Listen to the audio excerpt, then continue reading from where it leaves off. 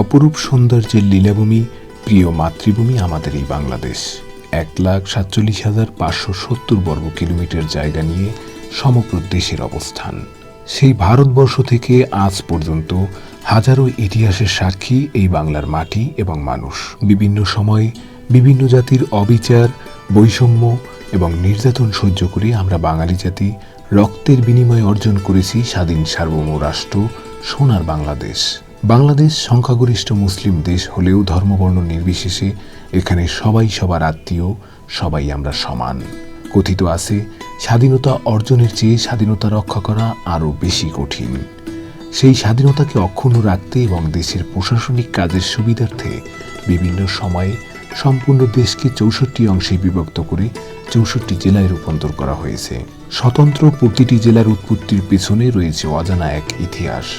আর সেই লক্ষ্যে mirror of অ্যাডভেঞ্চারের নিয়মিত আয়োজন বাংলাদেশের ৬৪ জেলার ইতিহাস।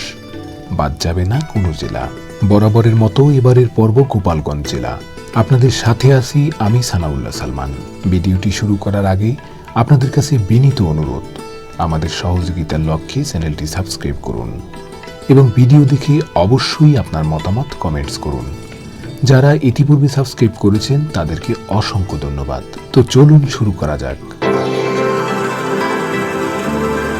Mirror of adventure.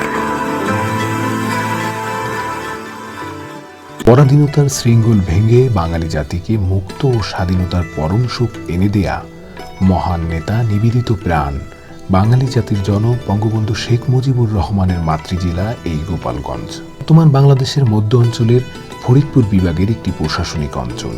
বাংলাদেশের দক্ষিণ পশ্চিম অংশে মধুমতি নদী বিধৌত একটি জেলা এই গোপালগঞ্জ। এই জেলার পূর্বে মাদারীপুর ও বরিশাল জেলা, দক্ষিণে পিরোজপুর, বাগেরহাট ও খুলনা জেলা, পশ্চিমে নড়াইল ও মাগুরা জেলা এবং উত্তরে ফরিদপুর জেলার অবস্থান। এ জেলার পূর্ব সীমানার খাট্রা গ্রামের অধিবাসী হিন্দু ধর্মাবলম্বীরাই এ অঞ্চলে প্রথমে বসতি স্থাপন করে বলে জানা যায়। রাসমণি নামক এক হিন্দু জমিদারের নাতি নবগোপালের নামানুসারে এ জেলার নামকরণ করা হয় গোপালগঞ্জ। ধারণা করা হয় এটি বল্লাল সেনের আমলের ঘটনা। এ জেলার আয়তন ১৪৮৯ বর্গ কিলোমিটার এবং জনসংখ্যা প্রায় ১১ লাখ। নারী পুরুষের অনুপাত প্রায় সমান সমান। মুসলমান ৬৩.৬২%, হিন্দু ৩৫.১৩%, খ্রিস্টান ১.২০% এবং অন্যান্য ধর্মাবলম্বী ০.০২%। শিক্ষার হার গড় ৩৮.০৭%। এ অঞ্চলে বসবাসরত জনগোষ্ঠীর জীবন ও জীবিকা কৃষি নির্ভরশীল। প্রধান অর্থকারী ফসল ধান, পাট, আখ ও বাদাম। বিলুপ্তপ্রায় ফসলাদির মধ্যে রয়েছে চীনা, কাউন, আউশ জাতের ধান। বর্তমানে জেলার প্রধান রপ্তানি ফসল পাট এবং তরমুজ। এই জেলার রসগোল্লা ও ছানার জিলাপির জন্যও বিখ্যাত। প্রশাসনিক কাজের সুবিধার্থে গোপালগঞ্জ জেলাকে ৫টি উপজেলায় বিভক্ত করা হয়েছিল এবং উপজেলাগুলো হল গোপালগঞ্জ সদর উপজেলা, মুকসুদপুর উপজেলা, কাশিয়ানী উপজেলা, কোটালীপাড়া উপজেলা এবং টঙ্গীপাড়া উপজেলা। প্রত্যেকটি উপজেলার উৎপত্তির পেছনে রয়েছে অজানা ইতিহাস। অন্য কোনো পর্বে তার লাইভ দেখাবো এবং সেজন্য আপনাদের সহযোগিতা দরকার, তাই আমাদের চ্যানেলটি সাবস্ক্রাইব করুন। চলুন এবার ঘুরে আসি এই জেলার কয়েকটি দর্শনীয় স্থান। ইতিহাস, ঐতিহ্য, বিলজিল আর প্রাকৃতিক শোভায় সুশোভিত এই গোপালগঞ্জ জেলায় যে সকল দর্শনীয় স্থান রয়েছে তার মধ্যে টঙ্গীপাড়ায় জাতির জনক বঙ্গবন্ধু শেখ মুজিবুর রহমানের সমাধি, ওরাকান্দি ঠাকুরবাড়ি, জমিদার গিরিশচন্দ্র সেনের বাড়ি, অরণ্যচন্দ্র ঘাট, বদ্ধভূমি স্মৃতিসৌধ, বিল রুট ক্যানেল, উলপুর জমিদার বাড়ি, মধুমতি বাউর ও সখীচরণ রায়ের বাড়ি বিশেষভাবে উল্লেখযোগ্য। যেখানে ভ্রমণ না করলে আপনার গোপালগঞ্জ ভ্রমণ পাবে না পূর্ণতা, আর আপনার ভ্রমণ পিপাসু মনে রয়ে যাবে শূন্যতা। লাল শাপলার বিল। বিলবরা একটি জেলা গোপালগঞ্জ। গোপালগঞ্জ জেলার বিভিন্ন স্থানে রয়েছে অসংখ্য বিল। এই বিলগুলো মূলত এক ফসলি জমি, যেখানে সাধারণত বোরো মৌসুমে শুধুমাত্র ধান চাষ করেন কৃষকেরা। এরপর জমিতে বর্ষার পানি এসে যায়, সেখানেই প্রতি বছর প্রাকৃতিকভাবে জন্ম নেয় লাল শাপলা। শুধুমাত্র গোপালগঞ্জের কোটালীপাড়া ও টঙ্গীপাড়া উপজেলায় অন্তত ২৫টি বিল বরে রয়েছে লাল শাপলা। বিলের যতদূর চোখ যায় তত দূর পর্যন্ত শুধু লাল শাপলার ফুল। দূর থেকে দেখলে মনে হবে পুরো বিল লাল গালিচে দিয়ে ঢেকে রাখা হয়েছে। প্রাকৃতিক এই সৌন্দর্য উপভোগ করতে দূর দূরান্ত থেকে লোক আসেন, উপভোগ করেন প্রাকৃতিক এই অপার সৌন্দর্য। চারিদিকে সবুজ মাঠ আর মাঝখানে লাল শাপলা, এই যেন আরেকটি বাংলাদেশ। তবে অনেক বছর আগে এসব বিলের জমিতে সাদা সবুজ শাপলা জন্ম নিলেও বিগত 1988 সালের বন্যার পর থেকে শুরু হয় লাল শাপলার। চারদিকে লালে লালে একাকার হয়ে যায় এ দৃশ্য এক অভূতপূর্ব, যা মন ভরিয়ে দেয় আগত দর্শকদের। এই শাপলা একদিকে যেমন বিলের সৌন্দর্য বাড়িয়ে দিয়েছে, অন্যদিকে খেটে খাওয়া দরিদ্র লোকের বর্ষাকালে যখন কোনো কাজ থাকে না, তখন তা বিক্রি করে তাদের রুজি রোজগারের ব্যবস্থা করেছে। বিল রুট ক্যানেল। মাদারীপুর গোপালগঞ্জ মহাসড়কের ঠিক পাশেই অবস্থিত বিল রুট ক্যানেল। এর মূল সৌন্দর্য হল এটি সরল পথ বজায় রেখে প্রবাহিত, এবং এই বিল রুট ক্যানেল আরপাড়া মুন্সিবাড়ির ঠিক পাশেই অবস্থিত। তাই মুন্সিবাড়ি দেখার পর এই খালের পাড়ে বসে কিছু সময় অতিবাহিত করতেই পারেন। এই খালটি টেকেরহাটে আড়িয়াল খাঁ নদীকে মধুমতি নদীর সাথে সংযুক্ত করেছে। মাদারীপুর গোপালগঞ্জ মহাসড়কের ঠিক পাশেই অবস্থিত এই খালের মূল সৌন্দর্য হল এটি সরল পথ বজায় রেখে আবহমান বাংলায় ঐতিহ্য ধরে রেখে প্রবাহিত হয়েছে। মাদারীপুর জেলার বেশিরভাগ ছোট খাল ও জলাভূমি এই খালের সাথে মিলিত হয়েছে। এই কারণেই স্থানীয়রা খালটিকে মাদারীপুর বিল রুট বলে থাকে। আরপাড়া থেকে ফেরার সময় এই খালটি নৌকা দিয়ে অতিক্রম করতে হবে। নদীর সাথে যে স্থানে খালটি মিলিত হয়েছে সেখানকার আকার অনেকটা ইংরেজি অক্ষর ওয়াই এর মতো। এই স্থানে খালের গভীরতা অনেক বেশি হওয়ায় এখানে শুশুক নামে পরিচিত দেশি ডলফিন বাস করে। শুশুকগুলো মাঝে মধ্যেই অল্প সময়ের জন্য পানির উপরে এসে খেলা করতে থাকে। খালটি দেখার পর আপনি টেকেরহাটে ফিরে আসার পূর্বে উলপুরে যেতে পারেন।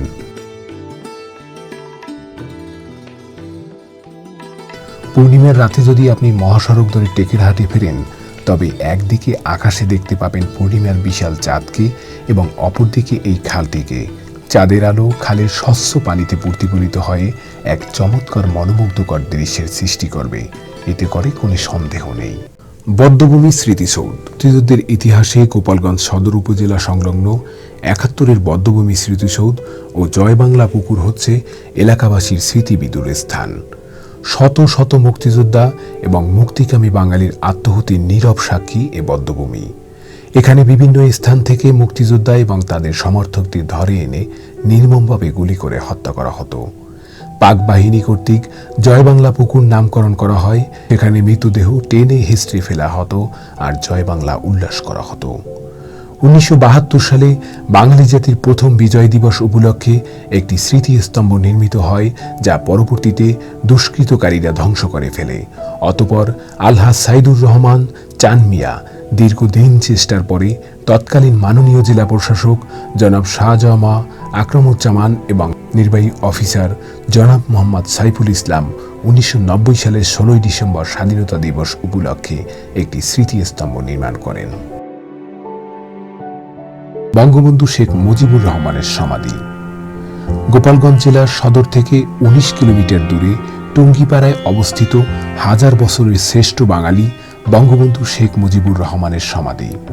প্রতিদিন হাজার হাজার লোক এই সমাধিতে আসেন জাতির পিতার প্রতি শ্রদ্ধা জানাতে।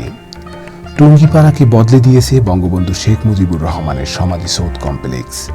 প্রতিদিন দেশ বিদেশ থেকে গড়ে প্রায় ৫,০০০ মানুষ টুঙ্গিপাড়ায় আসেন প্রিয় নেতার প্রতি শ্রদ্ধা জানাতে। তারা বঙ্গবন্ধুর স্মৃতি, আন্দোলন সংগ্রাম, বর্ণাঢ্য জীবন ও ত্যাগ সম্পর্কে জানতে পেরে আনন্দিত হন। বঙ্গবন্ধুর কবরের বেদির পাশে দাঁড়িয়ে মুজিব আদর্শের সৈনিকরা কবরে শ্রদ্ধা জানান, তার জন্য কাঁদেন এবং বিশেষ মোনাজাত করেন। গ্রামটির পাটগাতি ইউনিয়ন পরিষদের অধীনে হলেও গ্রামের নামেই উপজেলা সদরের নাম হয়েছে টুঙ্গিপাড়া। এই টুঙ্গিপাড়াতেই ১৯২০ সালের ১৭ই মার্চ জন্মেছিলেন সর্বকালের সর্বশ্রেষ্ঠ বাঙালি, স্বাধীন বাংলাদেশের স্থপতি শেখ মুজিবুর রহমান। ১৯৭৫ সালের ১৫ই আগস্ট ঘাতকের বুলেটে মৃত্যুহীন প্রাণ নিয়ে জন্মমাটি টুঙ্গিপাড়ায় ফিরে আসেন তিনি। পরদিন পারিবারিক কবরস্থানে মা বাবার পাশে তাকে সমাহিত করা হয়।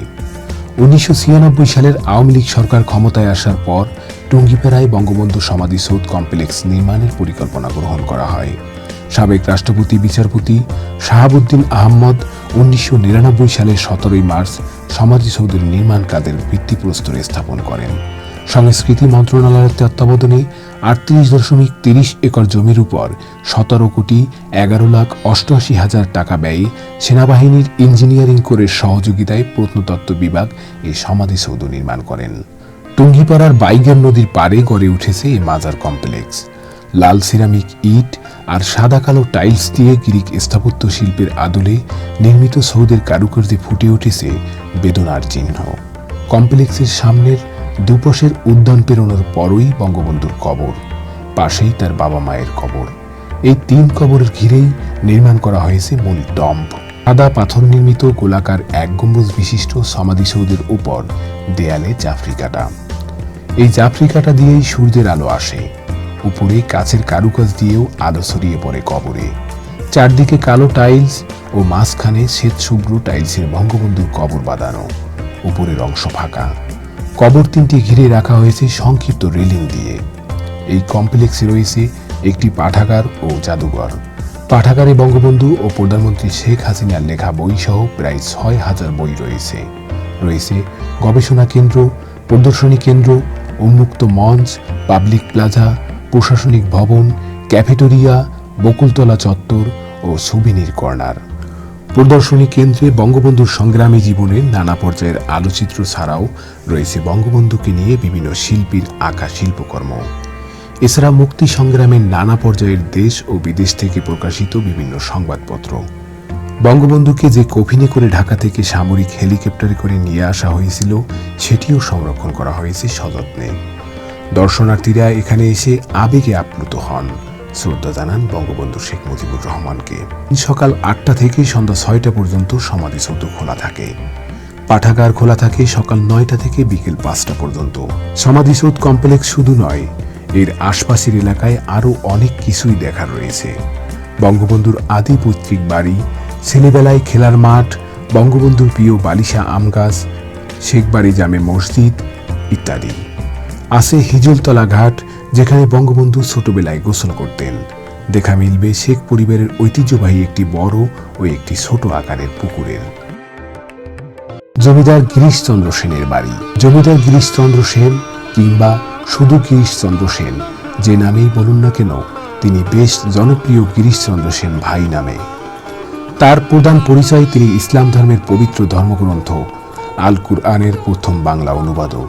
শুধু কুরআন শরীফের অনুবাদ নয়, তিনি ইসলাম ধর্ম বিষয়ক অনেক গ্রন্থ অনুবাদ করেছেন এবং ইসলাম ধর্ম নিয়ে অনেক গবেষণাও করে গেছেন। বাটিয়াপাড়া থেকে নদীর পূর্ব পাড় দিয়ে 1 কিলোমিটার উত্তরে ছোট কাঁচা রাস্তা পূর্ব দিকে চলে গেছে, শেষ হয়েছে কাশিয়ানী পুরনো রেল স্টেশনে। জানা যায়, জমিদার গিরিশচন্দ্র সেনের পদচারণায় ধন্য ছিল এই কাদামাটির রাস্তাটি। পূর্ব পশ্চিমমুখী রাস্তাটি নদীর পাড় থেকে পূর্ব দিকে সামান্য এগুলেই চোখে পড়বে ডান পাশে বিশাল আকৃতির পুকুর আর বাম পাশে জমিদার গিরিশচন্দ্র সেনের বাড়ি। ইংরেজি ইউ প্যাটার্নের দক্ষিণমুখী বাড়িটি তৎকালীন সবার নজর কাড়ত। নয়নাভিরাম এই বাড়িটির মধ্য অংশ ছিল দ্বিতল বিশিষ্ট সাদা রঙের জমিদারি ভবনটি মোটামুটি সুরক্ষিত ছিল বলা যায়। প্রাচীর বেষ্টিত বাড়ির পিছনে 3 দিক থেকে ছিল বিভিন্ন ধরনের ফলের গাছ। বাড়িটির বাম পাশে ছিল একতলা ভবন বিশিষ্ট মন্দির এবং ডান পাশে ছনের ছাউনি দিয়ে কাঁচা বাড়ি। দৃষ্টিনন্দন বলতে যা বোঝায় তার কোনো অংশেরই কমতি ছিল না এই বাড়িটিতে। জমিদার বাড়ির বিশালাকার পুকুরটি ছিল সুশোভিত। শান বাঁধানো পুকুরটি নিঃস্বার্থভাবে সেবা দিয়েছে জমিদার বাড়িকে, এলাকার জনগণকে। এখন আর সেই কাঁচা রাস্তাও নেই সেই জমিদার বাড়িও, পরিস্থিতি গেছে সম্পূর্ণই পাল্টে। এখন শুধু এইটুকুই পরিচয়, কাশিয়ানী M.A. খালেক সরকারি বালিকা বিদ্যালয়ের দক্ষিণ পার্শ্বস্থ কাশিয়ানী M.A. খালেক ডিগ্রি কলেজের প্রাক্তন অধ্যক্ষের বাড়িটি গিরিশচন্দ্র সেনের বাড়ির ভিটা। আরপাড়া মুন্সিবাড়ি গোপালগঞ্জ শহর থেকে একটু দূরে টেকেরহাট গোপালগঞ্জ মহাসড়কের পাশে আরপাড়া নামক গ্রামে অবস্থিত। বিলরুট ক্যানেল নামক খাল বিধৌত আরপাড়া মুন্সিবাড়ি মূলত একটি প্রাচীন দোতলা বাড়ি। এই মুন্সি বাড়িটি প্রায় 50 বছর থেকে 60 বছরের পুরনো, যেটি মুন্সি পরিবার নির্মাণ করেছিলেন। এই পরিবারটি স্থানীয়ভাবে এখনও মর্যাদা সম্পন্ন, বিত্তবান এবং প্রভাবশালী। এই ভবনে মুন্সি পরিবার আর বসবাস না করলেও আশেপাশে কিছু পুরাতন বাসাবাড়িতে এখনও মানুষজন বসবাস করে। বাড়িটির দরজা জানালা বর্তমানে কিছুই অবশিষ্ট নেই। বর্তমানে বাড়িটির গায়ে বিভিন্ন গাছ গজিয়ে বাড়িটিকে আবৃত করে ফেলেছে। পরিত্যক্ত এ বাড়িটির অভ্যন্তরে কিচিরমিচির আওয়াজ শুনে পাখির উপস্থিতির কথা মনে হলেও প্রকৃতপক্ষে এটি বাদুড়দের সৃষ্ট আওয়াজ। হাজার হাজার বাদুড়ের বাড়িটির ছাদ থেকে ঝুলে থাকা এবং দ্রুত গতিতে ওড়ার সময় এসব বাদুড়ের সৃষ্ট আওয়াজ কিছুটা ভীতিকর হলেও আজকাল এমন দৃশ্য চোখে পড়ার মতো। মধুমতি বাউর। গোপালগঞ্জ 1971 সালে অতি বন্যায় মধুমতি নদীর একটি বাঘের মুখে পলি জমে চর পড়ে ওই বাঘের উজানের মুখটি বন্ধ হয়ে যায়। ফলে তৈরি হয় বদ্ধ জলাশয়। ওই জলাশয়টি মধুমতি বাউর নামে পরিচিত। গোপালগঞ্জ জেলাধীন কাশিয়ানী উপজেলায় ধানকুড়া, রাতইল, চাপতা, গুনাপাড়া, পরানপুর, সুসাইল, তারাইল, পাংখারচর এবং চরবাটপাড়া মৌজায় মধুমতি বাউরের অবস্থান। এখনও বর্ষা মৌসুমে এই বাউর নদী রূপ লাভ করে। শুষ্ক মৌসুমের 6 কিলোমিটার দৈর্ঘ্যের এবং 600 ফুট প্রস্থের বাউরটি বর্ষাকালে প্রায় 8 কিলোমিটার দৈর্ঘ্য এবং 1200 ফুট প্রস্থের বাউরের রূপান্তর লাভ করে। বাউরটির আয়তন প্রায় 162 হেক্টর। কবি সুকান্ত ভট্টাচার্যের পৈতৃক বাড়ি। ছাড়পত্র। খ্যাত সুকান্ত ভট্টাচার্য রবীন্দ্র নজরুল উত্তরের যুগের তরুণ কবি, যিনি বিপ্লবী কবি এবং গণজাগরণের কবি, যিনি সমাজতন্ত্রের আদর্শের কবি, যিনি চে গুয়েভারার মতো বিপ্লবের স্বপ্ন দেখতেন, সমাজ বদলের স্বপ্ন দেখতেন, যিনি নজরুলের মতোই তার কাব্যে উচ্চারণ করে গেছেন অন্যায়, অবিচার, শোষণ, বঞ্চনার বিরুদ্ধে বিদ্রোহ ও সংগ্রামের শব্দমালা, যিনি বিপ্লব ও গণমানুষের মুক্তির পক্ষের সংগ্রামে একত্বতা ঘোষণা করেছেন বারবার। লড়াকু সৈনিকের মতো কাজ করেছেন প্রোলেতারিয়েতের জনগোষ্ঠী ও কৃষক শ্রমিকের অর্থনৈতিক মুক্তির লক্ষ্যে। এ পৃথিবীকে বাসযোগ্য করে যাওয়ার প্রত্যয়ে তিনি ছিলেন ধীরচেত কবি। বন্দিত্ব মোচনের লক্ষ্যে তিনি ছিলেন অগ্নিরথের সারথি, উদ্দীপ্ত যৌবনের অগ্রপথিক। কবি সুকান্তের পৈতৃক নিবাস গোপালগঞ্জ জেলার কোটালীপাড়া উপজেলার উনাশিয়া গ্রামে। তার জন্ম 1926 সালের 16 আগস্ট কলকাতার মহিম হালদার স্ট্রিটের মাতুয়ালয়ে। জন্মের সময় তার পিতা চাকরি করতেন মাদারীপুরের ডাক বিভাগে, আর তখন কোটালীপাড়া ছিল বাকেরগঞ্জ জেলার বর্তমান বরিশাল মাদারীপুর মহকুমার একটি থানা। পরে মাদারীপুর মহকুমা ফরিদপুর জেলার সঙ্গে যুক্ত হয় আর কোটালীপাড়া থানা অন্তর্ভুক্ত হয় গোপালগঞ্জ মহকুমার সঙ্গে। বর্তমানে গোপালগঞ্জ মাদারীপুর পৃথক পৃথক পূর্ণাঙ্গ জেলায় পরিণত হয়েছে। দেশ বিভাগের 1 বছর আগে 1946 সালে কবি সুকান্ত ভট্টাচার্যের বাবা নিবারণ ভট্টাচার্য ডাক বিভাগের চাকরি ছেড়ে দিয়ে ও উনাশিয়ার ঘরবাড়ি ফেলে রেখে কলকাতায় চলে যান এবং সেখানে গিয়ে বইয়ের ব্যবসা শুরু করেন। নিবারণ ভট্টাচার্য কলকাতায় যাওয়ার সময় উনাশিয়া গ্রামে প্রায় 2 একর পরিমাণ জায়গায় বসতবাড়ি ফেলে রেখে যান। প্রায় 500 বছরের ঐতিহ্যবাহী এ বাড়িটির গৌরব ও পরিচিত ছিল এলাকায়। সুকান্তের পিতৃব্য ও পিতার ফেলে যাওয়া এই বাড়িটি বংশের সর্বশেষ পুরুষ দেবেন ভট্টাচার্য কিছুদিন আগলে রাখেন। পরে বাড়িটি অবৈধ দখলদারদের হাতে চলে যায়। এক পর্যায়ে বাড়িটি গোপালগঞ্জ জেলা প্রশাসকের পত্র মোতাবেক তৎকালীন কোটালীপাড়া উপজেলার নির্বাহী কর্মকর্তাকে স্থানীয়ভাবে সংরক্ষণ করার জন্য নির্দেশ দেওয়া হয়। 2009 সালে আওয়ামী লীগ নেতৃত্বাধীন মহাজোট সরকার ক্ষমতায় আসার পর বাড়িটির ঐতিহাসিক মূল্য বিবেচনায় আসে। এখানে সুকান্তের স্মৃতি রক্ষার্থে সুকান্ত স্মৃতি পাঠাগার ও অডিটোরিয়াম প্রতিষ্ঠার উদ্যোগ নেওয়া হয়। প্রায় 58 লাখ টাকা ব্যয়ে এটির নির্মাণ কাজ শেষ হয় 2012 সালে এবং এর উদ্বোধন করা হয়। সুকান্তের পৈতৃক নিবাস এখন সাহিত্য প্রেমিকদের এক আকর্ষণীয় ও দর্শনীয় স্থান। প্রতিদিন দূর দূরান্ত থেকে সুকান্ত ভক্তরা এসে এই বাড়িটি দেখে যান এবং সুকান্তের প্রতি শ্রদ্ধা নিবেদন করেন। সেন্ট মথুরানাথ সমাধি। সেন্ট মথুরানাথ ঘোষ আলোর দূত হয়ে 1874 সালে গোপালগঞ্জে আসা এই মানুষটি ছিলেন এই অঞ্চলের শিক্ষার অগ্রদূত, সমাজ সংস্কারক ও ভাটির মানুষের আশার আলো। প্রায় 150 বছর আগে গোপালগঞ্জ অঞ্চল ছিল জলাভূমি এবং প্লাবন এলাকা। এখানকার আদিবাসীদের প্রায় সবাই ছিল নিম্নবর্ণের হিন্দু সম্প্রদায়ের লোক। এরা ছিল অতিশয় গরিব এবং অশিক্ষিত। আধারে ঢাকা এই অঞ্চলে মুক্তির বার্তা পৌঁছে দিতে কলকাতার ভবানীপুরের লন্ডন মিশনারি উচ্চ বিদ্যালয়ের শিক্ষকতার চাকরি ছেড়ে 1874 সালের ফেব্রুয়ারিতে নৌকাযোগে গোপালগঞ্জে আসেন এই মথুরানাথ। শুরু করেন নিরক্ষর মানুষকে জাগিয়ে তোলার কাজ। গড়ে তোলেন শিক্ষা অঙ্গন, ভজনালয়, court, post office, high school, bank, হাসপাতাল এবং কৃষি খামার। গোপালগঞ্জের পশ্চাৎপদ জনগোষ্ঠীকে অন্ধকার থেকে আলোয় নিয়ে আসতে তার ভূমিকা ছিল অপরিসীম। অসহায় ও দরিদ্র মানুষের পাশে থেকে হয়ে ওঠেন তাদের বন্ধু। অশিক্ষা আর কুসংস্কারের বিরুদ্ধে আজীবন লড়াই ছিল তার। গোপালগঞ্জবাসীর জন্য তিনি আশীর্বাদ হয়ে এসেছিলেন। মথুরানাথ ঘোষ স্থাপিত এই অঞ্চলের প্রথম পাঠশালাটি মিশন হাই স্কুল নামে পরিচিত। পরে তার নামানুসারে MN ইনস্টিটিউট রাখা হয়। জাতির জনক বঙ্গবন্ধু শেখ মুজিবুর রহমান এই মিশন হাই স্কুলেরই ছাত্র ছিলেন। 1942 সালে বঙ্গবন্ধু এই মিশন স্কুল থেকে ম্যাট্রিক পাশ করেন। স্কুলটি 1950 সালে কায়েদে আজম কলেজ ও পরে বঙ্গবন্ধু কলেজ, সরকারি বঙ্গবন্ধু বিশ্ববিদ্যালয় কলেজ নামকরণ করা হয়। যে মানুষটির আপ্রাণ চেষ্টায় গোপালগঞ্জের সভ্যতার বিকশিত হয়, সেই এই মহান পুরুষ 1901 সালের 2রা সেপ্টেম্বর 58 বছর বয়সে পরলোক গমন করেন। উলপুর জমিদার বাড়ি। গোপালগঞ্জ জেলা সদর থেকে প্রায় 8 কিলোমিটার উত্তরে উলপুর গ্রামে অবস্থিত প্রাচীন বাংলার ইতিহাসের অনবদ্য সাক্ষী উলপুর জমিদার বাড়ি। বাংলার ইতিহাস থেকে জমিদারি প্রথা কালের গর্ভে হারিয়ে গেলেও জমিদারদের নির্মাণ করা বিল্ডিংগুলো কালের সাক্ষী হয়ে দাঁড়িয়ে রয়েছে সগর্বে। গ্রাম মাটিতে এখনও টিকে আছে শতাব্দী প্রাচীন বেশ কয়েকটি বৃহদাকার দালান কোঠা। এর মধ্যে 7-8টি রয়েছে দোতলা দালান। জমিদারদের নির্মাণ করা বিল্ডিংগুলো বর্তমানে উলপুর তহসিল অফিস, পুরনো ইউনিয়ন বোর্ড অফিস সহ স্বাস্থ্যকেন্দ্র, সাব পোস্ট অফিস, পুরনো সরকারি শিশু সনদ হিসেবে ব্যবহৃত হচ্ছে। শেখ রাসেল শিশু পার্ক।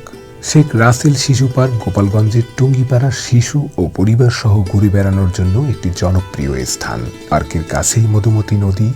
চমৎকার পরিবেশে ফুলে ফুলে সাজানো পার্কটি সব বয়সী মানুষকে মুগ্ধ করে। প্রতিদিন শিশু, কিশোর, তরুণ তরুণী সহ সব বয়সের মানুষের পদচারণায় মুখরিত হয়ে ওঠে শেখ রাসেল শিশু পার্কটি। সাধারণত সরকারি ছুটির দিন শুক্র ও শনিবার এই 2 দিন মানুষের উপচে পড়া ভিড় থাকে পার্কটিতে। প্রতিদিন দেশের বিভিন্ন জেলা উপজেলা থেকে টুঙ্গিপাড়ায় জাতির জনকের সমাধি কিংবা সরাসরি শেখ রাসেল শিশু পার্কটি দেখতে আসা মানুষের সমাগম থাকে চোখে পড়ার মতো। সব সময় সব বয়সের মানুষের পদচারণায় পার্কটি একটি মিলন মেলায় পরিণত হয়ে ওঠে। গোপালগঞ্জ ছাড়াও পার্শ্ববর্তী খুলনা, বাগেরহাট, যশোর, নড়াইল, চিতলমারী, পিরোজপুর, চৌগাছা, সাতক্ষীরা ও মাগুরা সহ বেশ কয়েকটি জেলা উপজেলা থেকে দর্শনার্থীরা ভিড় করেন টুঙ্গিপাড়া শেখ রাসেল শিশু পার্কটি দেখার জন্য। প্রায় 5 একর জমির উপর স্থাপিত হয়েছে এই পার্কটি। পার্কে সর্বমোট রাইড রয়েছে 14টি, মেরিগো রাউন্ড 1টি, ওয়ান্ডার হুইল 1টি, মাল্টি স্লাইড 1টি, প্যাডেল বোট 4টি, স্প্রিং গাড়ি 1টি এবং দোলনা 2টি, ফ্লাইওভার 2টি। শেখ রাসেল শিশু পার্কের প্রবেশ মূল্য মাত্র 10 টাকা। সকাল 9টা থেকে বিকেল 5টা পর্যন্ত সপ্তাহে 7 দিন এই পার্কটি খোলা থাকে। চাইলে সপরিবারে এখানে ঘুরতে আসতে পারেন। সুখদেব সেবা আশ্রম। সদর উপজেলাধীন তেগরিয়া নৌজার বৈরাগীর খাল পার ছুঁয়ে সুখদেবের আশ্রমটি অবস্থিত। আশ্রমটি আনুমানিক 1802 সালে চন্দ্রগোসাই নামে এক ব্যক্তি প্রতিষ্ঠা করেন। মূল উদ্দেশ্য অনাথদের আশ্রয় সহ সেবা প্রদান। পরবর্তীতে সুখদেব আশ্রমের দায়িত্বভার বহন করেন এবং সংসার ত্যাগী সুখদেব ঠাকুর ভগবানের কৃপায় আরাধনার মাধ্যমে অনেক বধির, বিকলাঙ্গ, বিভিন্ন ধরনের অসুস্থ মানুষের আরোগ্য লাভে সক্ষম হয়। বর্তমানে উক্ত আশ্রমে ডাক্তার মিহির ঠাকুর এর তত্ত্বাবধানে একটি হোমিওপ্যাথিক চিকিৎসালয় চালু আছে। নয়নাভিরাম গাছগাছালি আর পাকপাখালির ছায়াঘেরা পরিবেশে অনেক হিন্দু ভক্তদের আকৃষ্ট করে। এছাড়াও দীর্ঘদিনের জটিল ব্যাধির চিকিৎসার জন্য সকল ধরনের মানুষ ছুটে যায় সুখদেবের আশ্রমে।